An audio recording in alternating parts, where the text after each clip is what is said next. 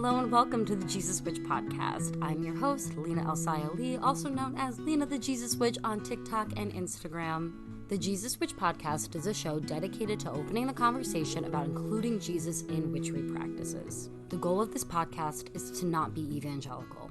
The goal is to spread the love, light, truth, acceptance, and oneness that is Jesus Christ himself.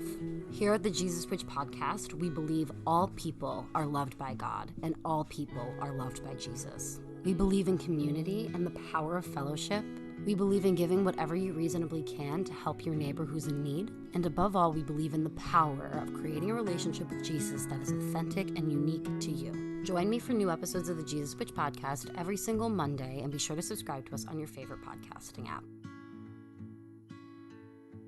Hello and welcome to this week's episode of the Jesus Witch podcast. I'm your host, Lena El-Sayali, also known as Lena the Jesus Witch on TikTok and on Instagram, and now on YouTube. If you didn't know, I recently launched a YouTube channel. I've been putting the podcast up there. I've also been doing like vlogs and spells for Patreon supporters. I'm also going to do spells that are like public. But it's been like a different kind of medium for me to create like more long form videos. So if you're interested in finding something that's a little bit more long form, or you're more of like a visual learner and want something that, you know, I can't post to TikTok because it's just like too long. It doesn't fit the TikTok aesthetic. You could check that out on my YouTube channel. You can find that in the link that's in the show notes page. Speaking of the show notes page, you'll find my link to my TikTok and my Instagram over there, as well as different ways to help support the show. We have a Patreon with 5 different tiers on it. There's a tier where you can get audio transcriptions that my friend Charlie does, and they're absolutely fantastic because I talk a little bit fast. So if you're trying to learn from the Jesus Witch podcast, sometimes it's a little hard because of my Aries Mercury. I just go too fast. So they take the time to sit there and type every word that I say so that it's easier for you to like take notes or learn from it, or even just understand the episodes in general. Then we have other tiers where we offer ad-free and early episodes of the podcast, ones where you can get like different Jesus Witch education, such as tarot spreads and Bible-based grimoire pages to put in your spell book. There's also a tier where I send you a little spell kit every single month, and it has all the ingredients that you need to cast a spell with me. Then we get on Zoom together in like a little spell casting circle, and we all make some magic together. Those are so much freaking fun. I can't even tell you. And then I also have a tier where I provide like a one-on-one coaching session with you each month, and we talk about your practice, the different things you're working on, you know, where you want to grow, what you want to learn. And it's just a really cool collaborative time where I get to know you and I help you figure out where you want to go with your practice and like what resources may be useful to you. In addition to our Patreon, I have an Etsy shop where I sell Bible-based spell oils, tarot readings, astrology readings, all the things. And I even have places that you could send a donation to the show if you would just like to help us keep going. You can find all of those links and all the different ways to help support the Jesus Witch podcast in the show notes page. But now let's move on to our episode, which has been a highly anticipated episode, not only by you, but the deity that we're talking about, and that is our Lilith episode. I've been doing this podcast for over a year, and I have not made an episode solely dedicated to Lilith. In different episodes, I've talked about her, I've ranted about her, I've gone on and on about her because she is somebody that I work fairly close with. She's actually somebody my husband also works fairly close with. So today, I want to talk about how I work with her, some different things that are associated with her, and hopefully give you some ideas on how you can work with her too. So there's a lot of debate in the witchy community over who Lilith is. Some people believe her to be a demon. Some people believe her to be the first wife of Adam. She's only mentioned in the Bible one time, and that is in Isaiah 34:14, which says, "The creatures of the desert will encounter jackals. The hairy goat will call to its kind. Indeed, Lilith, the night demon, will settle there and find herself a place of rest." Even in the Bible, it's alluded to Lilith being some sort of night creature or a demon. I personally know a lot of people that work with Lilith in her demon form. Hannah, who's also spirituality on TikTok. A lot of you guys know her because she's like the most awesome Christian witch creator. But she works with Lilith in her demon form. And if you want to learn more about like Lilith in her demon form, I'd definitely go head over to Hannah. I even have a podcasted episode with her here, and I will link that in the show notes page. But me personally, I choose to look at Lilith through her more modern lore. Just like Medusa's story was changed to help empower sexual assault survivors, Lilith's story has been changed quite a bit over the years, and even over the couple of years that I've been working with her, she's been on my radar to be empowering for people who have suffered at the hands of purity culture. I personally work with Lilith to help unpack the trauma that was caused to me by purity culture when I was in my cult. She has helped me feel a lot more comfortable and confident when talking about things such as sex and sexuality. If you listen to the spicy magic episode of this podcast versus like other episodes where I've like mentioned sex, it's very different. Obviously, I still have like a little bit of embarrassment with it because it's just going to take a while to, get that like bashfulness out of me from the purity culture.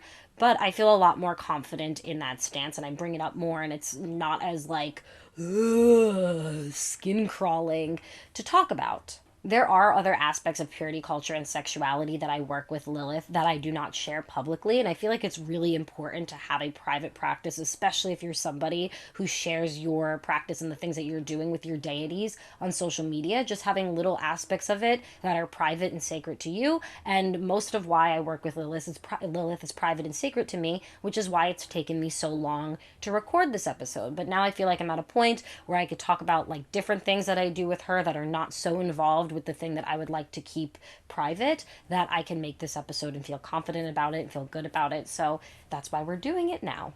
Before we jump into like different associations with Lilith and how you can work with her and how I personally work with her, let's talk about who she is in her modern lore. So in Genesis 1, verse 26, God says, "Let us make human beings in our image, to be like us. They will reign over the fish in the sea, the birds in the sky, and all of the livestock and wild animals on earth, and the small animals that shall scurry along the ground."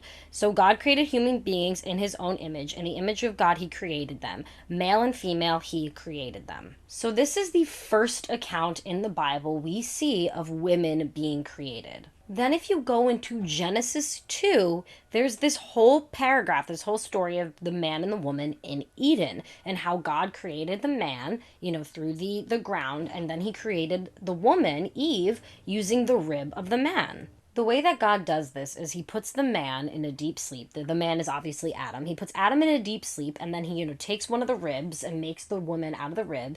And then Adam says, "At last," the man exclaimed, "this one is bone from my bone and flesh from my flesh. She will be called woman because she was taken from man." I find it very interesting that he says, "At last, this one." So the other one clearly was not made from Adam. The whole modern lore of Lilith is that she was the first woman created, and she was supposed to be Adam's equal. The two of them were meant to rule over the earth together, hand in hand, be 100% equal. But Adam didn't like this. He wanted to be a step above her. He wanted, her to lay down in bed for him so he could be on top. And Lilith did not want this. She wanted to be on top. She wanted to be equal to him. She wanted them to share the power dynamic, and Adam did not want that. So the lore is Lilith left the Garden of Eden on her own accord and went off into the land of Nod, which is, the land that was outside of Eden. And she just wandered through there. 3 different times God sent angels to try to get her back to come back to Eden. And she said no every single time because she wanted to be her own woman. She wanted to move forward in life. She wanted to have her own desires, her own thoughts, her own opinions. And Adam didn't want that for her. So after the 3rd time that God tried to get her to come back and she didn't come back, the whole legend is that God told Lilith that she's going to be seen as a demon for the rest of her days because she wasn't being obedient to come back to Adam. And then that's where we get this necessity for Eve, the woman who comes out of the man, who's a little bit more obedient to him. And this is not meant to put down Eve in any way, because I feel like she's an extremely powerful woman that does not get enough credit. There are literally scientific theories named after Eve because of how impactful of a woman she was and how impactful she was to culture. However, if we're looking at these stories through the patriarchal lens that they were written in, unfortunately, Eve was made to be more of the helper, and then Lilith is more of the empowering figure. But I just want to make a note because I genuinely love Eve, and I don't want any Eve hate to come out of this podcast episode, okay? In the original Hebrew text, when they talk about Eve and when they talk about that word helper, it doesn't actually mean helper or like assistant or like lower than. It's meant to be like a helper in the sense that you two are equal, you just have different roles within the relationship. But unfortunately, we don't see this in most modern Christian relationships, which is why Eve gets painted out to be this very submissive and, following her husband kind of character. And if you read through Genesis, that was one of the curses that God said was going to happen to her because they ate the fruit of the tree of knowledge and evil, that women were basically going to be looked at as lesser than. And it started with Eve. For me, Lilith is all about being empowered, not taking shit from other people, walking with your head held high, having confidence, feeling sexy in your own skin. She is a lot about having that inner confidence and just being like, fuck you to anybody who tries to get in your way. Now let's talk about a few different things that are associated with Lilith. Firstly, she goes by a couple of different names, and hopefully I pronounced these two right. Lilu and Lama.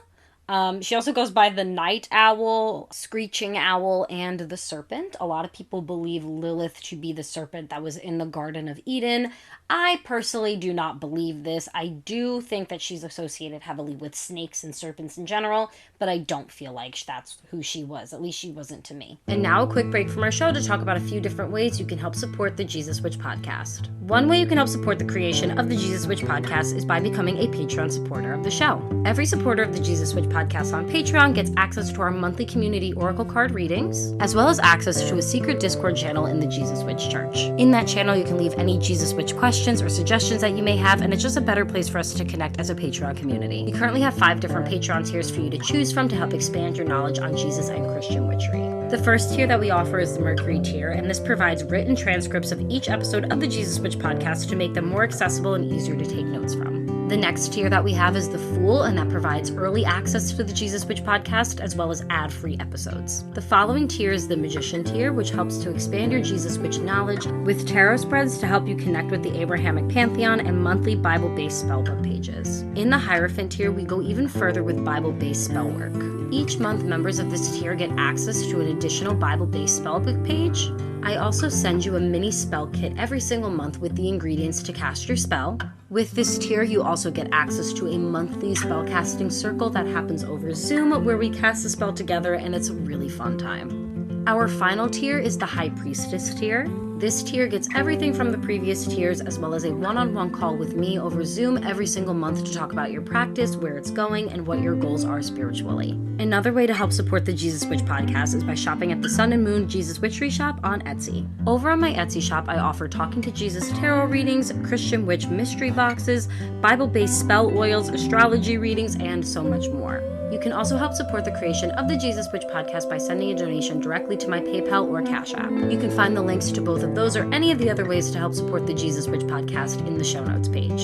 And a quick reminder, please don't forget to subscribe to the podcast on whatever podcasting app you're currently listening to us on, and give us a rating of 5 stars because that helps to get the word out about the show.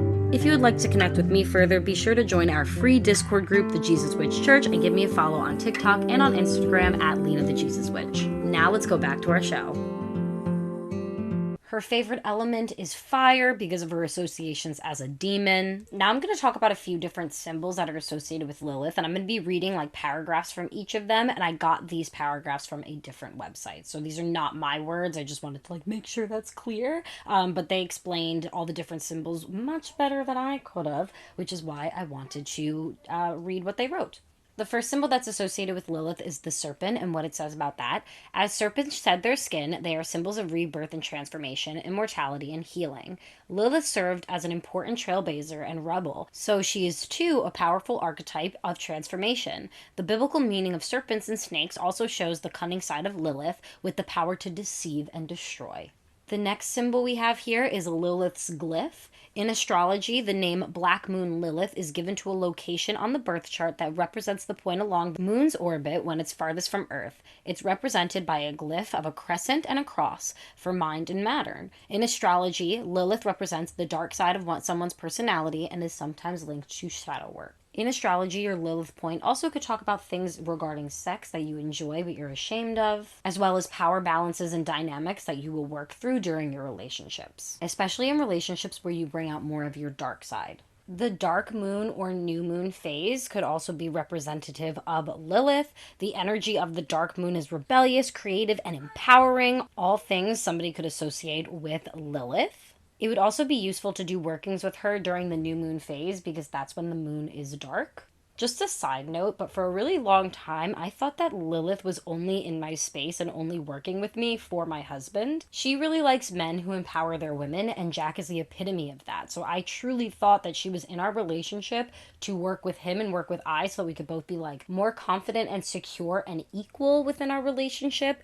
But as I did the research for this episode and put two and two together, that Lilith also rules over the new moon or the dark moon phase, which is the moon phase that I was born under, it made me feel like a child of Lilith and that she was actually here for me too. So it was like really cool and empowering. But also, like, I wanted to share that little story because it doesn't matter how long you work with a deity. You could be working with a deity for a year, 2 years, 10 years, 15 years, and somewhere along that line, you may learn something new about them that strengthens your relationship with them. I learned this new fact about Lilith, and it made me feel more strengthened in my relationship with her. I definitely knew that she was associated with the new moon and with the dark moon, but I didn't put two and two together until then, and that's why it's so important to continuously learn and always be open to learning and never feel like, you know enough, because you don't. There's so much information in this world, and you will never be able to stop learning about this stuff. So that's just a little side note that I wanted to make. So the final symbol that is associated with Lilith is the owl. In Hebrew language text, the term Lilith or Litu, translated to night creatures or night monsters, a night hag, or screeching owls,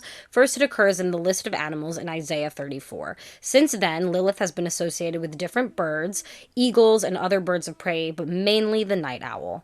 Lilith is associated with the day Friday. I'm assuming that she's associated with Friday because of the connotations that Friday has with Venus and Venus being the divine feminine. However, I personally work with her on Tuesdays. Tuesday is Mars's day, and in astrology, Mars rules over the sign of Scorpio. Scorpio is the sign of sex, of trauma, of transformation. For me, Scorpio is very, very Lilith adjacent, and for that reason, I associate the sign of Scorpio with her, but then I also associate Tuesdays with her because that's Mars's day, which is also like Scorpio's day, and that's why I personally will work with Lilith on a Tuesday. I should note that I don't exclusively work with her on Tuesdays, but if I'm going to devote a day intentionally to her, it's a Tuesday. The holidays or holy days that Lilith is associated with is Litha, which is the summer solstice celebration. Colors that are associated with Lilith include red and black, white, which symbolizes death, and orange. She may also like to work with green to symbolize Eden or snakes, and she also sometimes likes to work with purple because of the mystery that the color brings. Some herbs that Lilith is associated include peonies, rose, mugwort, belladonna, which is very toxic, which I find very interesting that she's associated with such a toxic plant. She is also associated with sandalwood, sage, and patchouli. Tools that Lilith is associated with include scrying mirrors, quill pens, tarot cards, and feathers.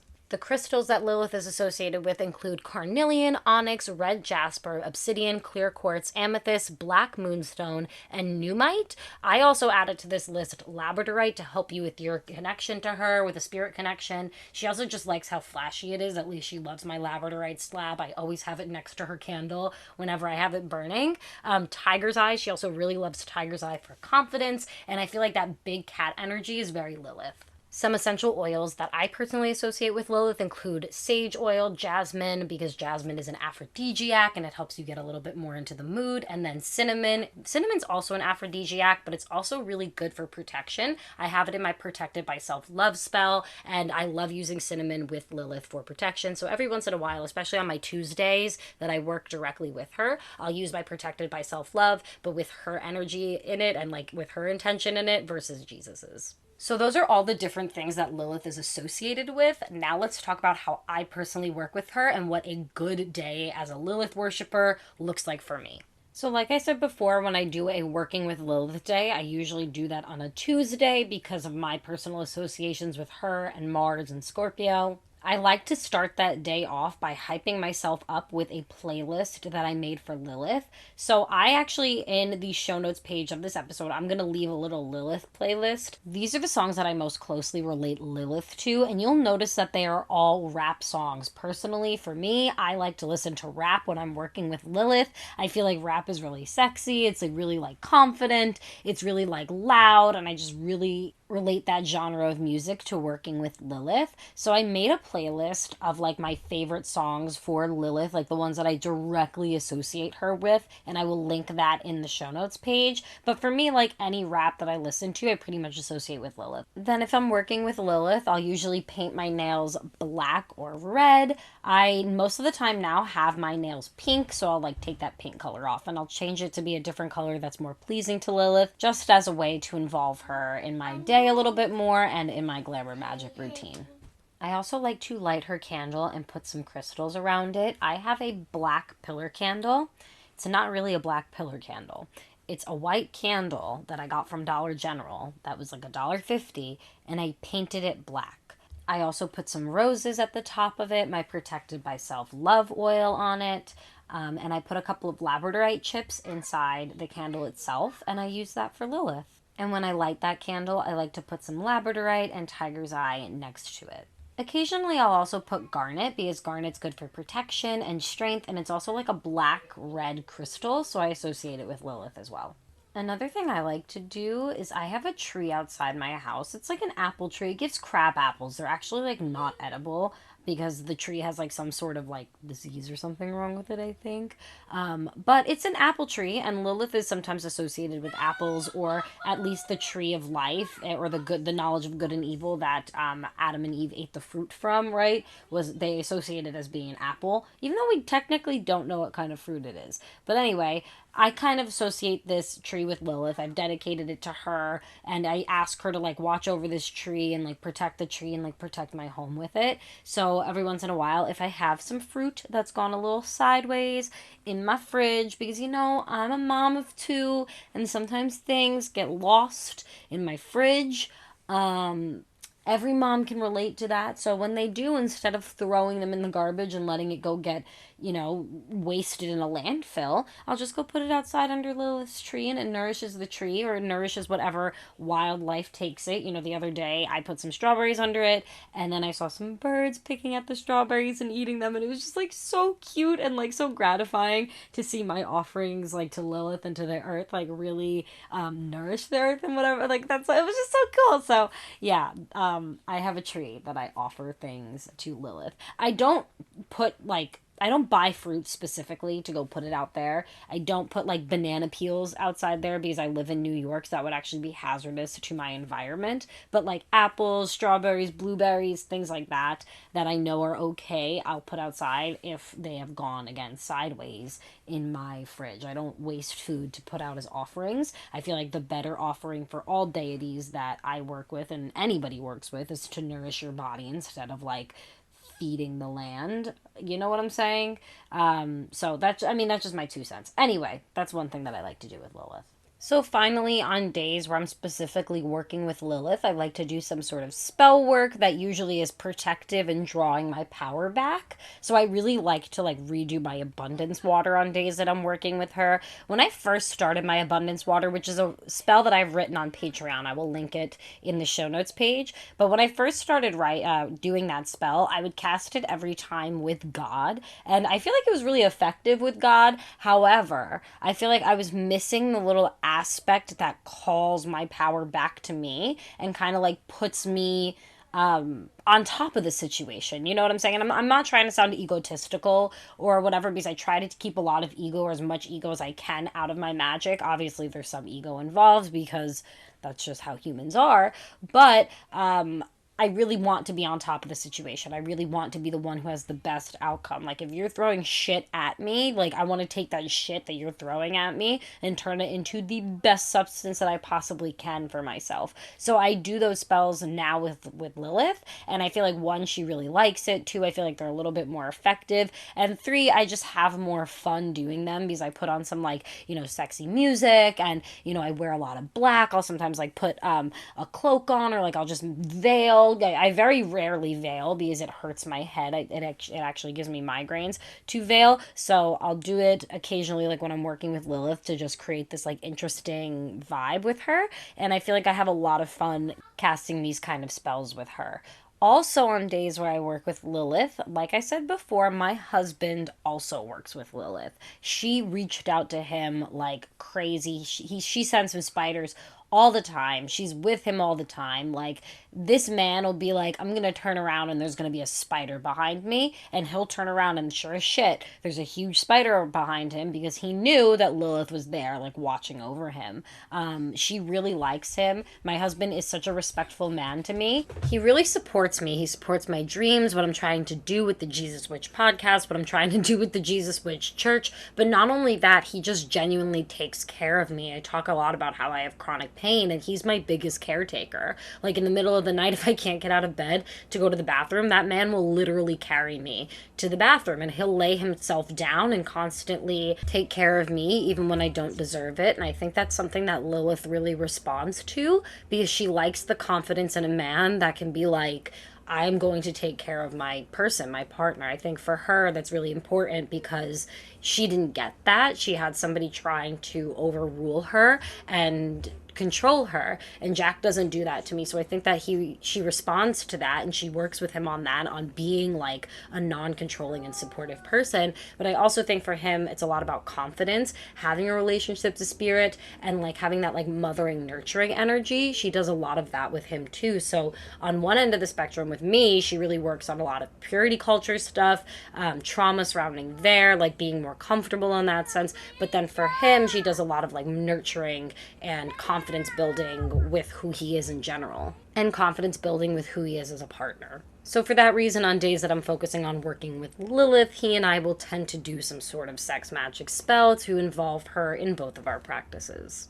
I think it's really fun that she works with both of us and has different reasons for working with each of us and reaching out to us, because it gives us a mutual deity to work with. Like, obviously, I'm the Jesus Witch and I really love working with Jesus, but Jack isn't super Jesus-y himself. If, like, something's wrong and he feels like energy's off, he will light the Jesus candle. He will go in the name of Jesus. Like, that man knows if you're dealing with something that you think is, like, demonic or really bad energy, he knows to call upon Jesus. But for other things, he doesn't really like to work with him. So I think it's really cool that she came in, this, like, Abrahamic deity, somebody that I was really comfortable working with early on in my witchery practice, and also reached out to him and like kind of gave us this like mutual deity to work with together. It's fun. So that's our podcast episode about Lilith, what's associated with her, how I work with her, and what a good, like a really good day working with Lilith looks like for me. If you enjoyed this episode of the Jesus Witch podcast, don't forget to subscribe to us on whatever podcasting platform you're currently listening to us on, and give us a rating of 5 stars, because that really helps get the word out about the show.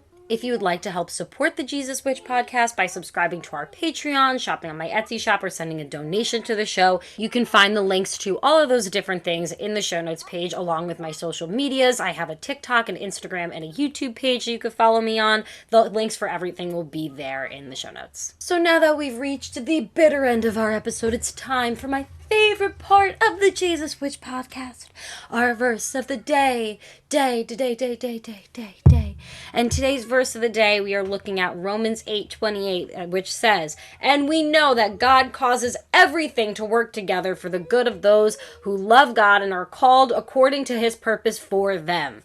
I love this verse. It's one of those like hype me up verses. It's one of those verses when I'm in like the rock bottom, I'd be like, Romans 8:28, this is all gonna work out for my good. And you know what? So far, like, even though I've dealt with a lot of like depression and different things in my life, I will say that for the most part, everything really has worked towards my benefit, or at least like helping me grow and become a better person. So I can't say that this verse is personally wrong. I just wanted to share that verse. I really like using it for magic and like spells specifically relating to finding the right path for you, or like even like transmuting spells where you're trying to turn your pain into goodness. I feel like it's a really good verse for that, and a good reminder that like nothing in our lives has to be wasted as long as we learn from it. So that's this week's episode of the Jesus Witch podcast. That's our verse of the day. I gotta go hang out with my kids. Yep, this Oh, I'm so glad I finally recorded this episode. I can't even tell you. I can't even tell you how many spiders Lilith sent to my house today. Oh, I was not a happy camper, but like she was literally like, I'm in your space, I'm here, I see what you're doing, fam. Thank you for finally making this episode. She's been harassing me for this for a really long time, so she was really happy that I was recording this today and made it known with a lot of spiders. Ugh, I hate spiders. Anyway, all right. I hope that you enjoyed this episode about Lilith and it encourages you to work with her in your practice. If you feel called to work with her. Anyway, all right, I'm going to go before this becomes more chaotic. Bye.